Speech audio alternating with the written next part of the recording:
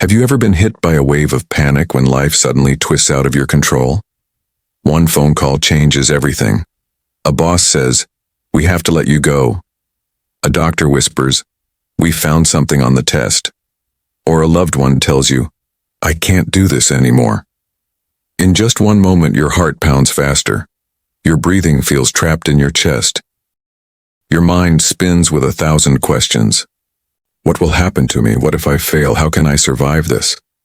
Panic feels like drowning while standing on dry land. It steals your ability to think clearly. It makes small challenges look like giant monsters. And if we let it grow, panic can control our choices, destroy our focus, and lead us deeper into fear. But here is a challenge worth considering. What if panic did not have to control you at all? What if you could face the unexpected with calm, with reason, and even with courage? This is where Stoic philosophy enters the scene. The Stoics, ancient thinkers from Greece and Rome, believed that life is unpredictable. Storms will come, people will disappoint us. Fortune will rise and fall. But they also believed something radical. We always have the power to master our response. In this video, you will learn 3 Stoic steps that can help you stop panic in its tracks. By the end, you will know how to steady your thoughts, focus your energy, and walk through difficulties without losing yourself. Before we begin, let me ask you this. Have you ever wished for the ability to stay calm in chaos? Not someday, but in the very moment panic begins. Step 1. Pause and gain perspective. When panic strikes, the natural instinct is to react instantly. We rush to fix the problem, argue back, escape, or resist. But the Stoics warned against this impulse.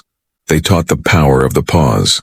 Instead of being dragged by the storm, take one step back, breathe, observe, give yourself the smallest space before responding. Marcus Aurelius, the philosopher emperor, reminded himself daily, "It is not events themselves that disturb us, but our judgments about them." Think about that for a moment. It's not the rejection that breaks you, but the story you tell yourself about it. It's not the traffic jam that ruins your day, but the judgment that says, "This is unbearable." When you pause, you break the chain reaction. You give your rational mind a chance to wake up before panic takes over. Here's a practical way to do it. When something goes wrong, stop for 3 breaths. Say silently, "This is only an event. My judgment decides how big it becomes." That tiny pause is like pressing a reset button. Suddenly you see options. Instead of drowning in emotion, you start to notice solutions. For example, if someone insults you, the automatic reaction might be anger. But if you pause, you might realize, this person's words reflect their own struggles, not my worth. If you lose a project at work, panic might scream, "I'm finished." But the pause lets you see, "I've survived challenges before. This is another test I can handle." Panic feeds on speed. Slow it down, and you weaken it. So let me ask you, what moment in your life right now would look different if you simply stopped, breathed, and gave yourself perspective before reacting? Step 2. Focus only on what you can control. Imagine trying to hold back the tide with your hands. No matter how hard you push, the ocean ignores you. That is what panic feels like when we fight things beyond our control. The Stoics drew a clear line in life. Some things are in our power. Some things are not. What is outside your control? The past, the weather, the decisions of strangers, the outcome of events once you've done your best. What is inside your control? Your choices, your words, your actions, your attitude in the face of trials. Epictetus, a Stoic teacher who was once a slave, made this lesson his foundation. He said, "Happiness and freedom begin with this principle. Some things are within our control, and some things are not." Think about panic for a moment. How often does it come from fighting shadows we cannot touch? We replay conversations in our minds. We worry about what people might say.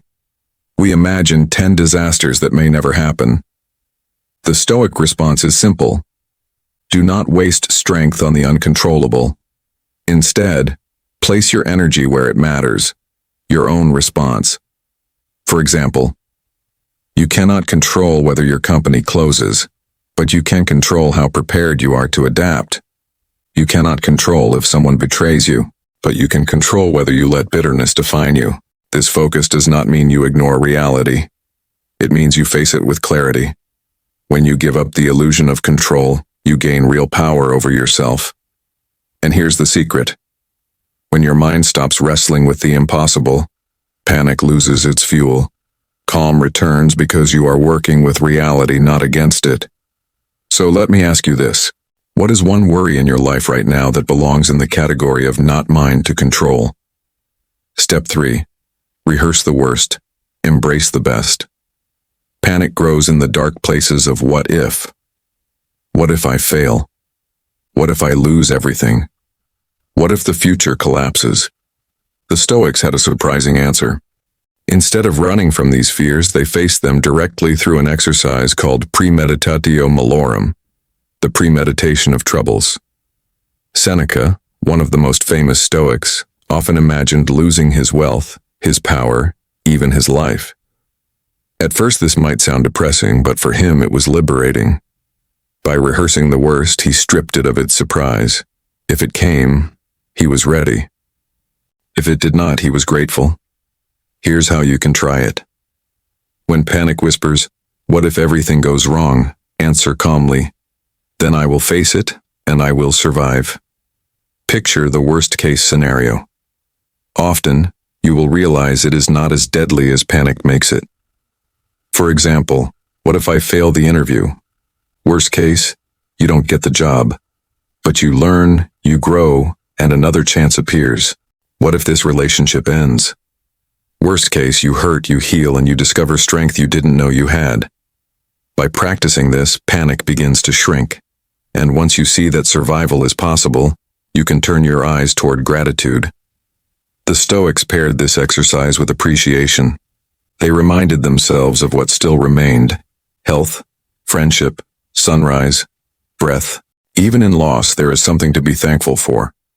This twofold practice, rehearsing the worst, then embracing the best, creates a mind unshaken by chaos. It doesn't mean life will always be easy. It means you will always have the strength to endure. So let me ask you this. If the very worst happened tomorrow, what hidden strengths inside you would rise to meet it? Life is not a straight road. It bends, it breaks, it surprises. At times it lifts us higher than we dreamed. At times it knocks us flat without warning.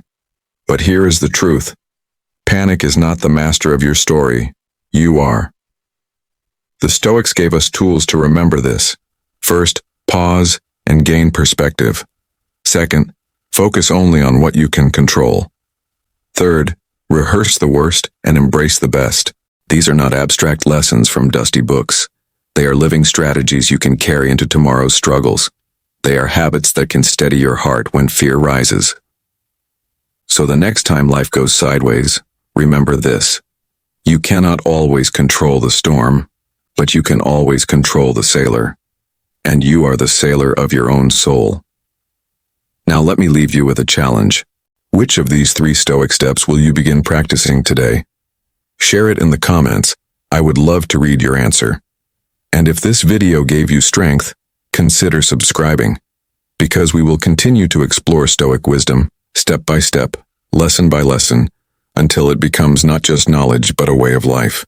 Life will test you, but with calm, with courage, and with clarity, you will pass the test.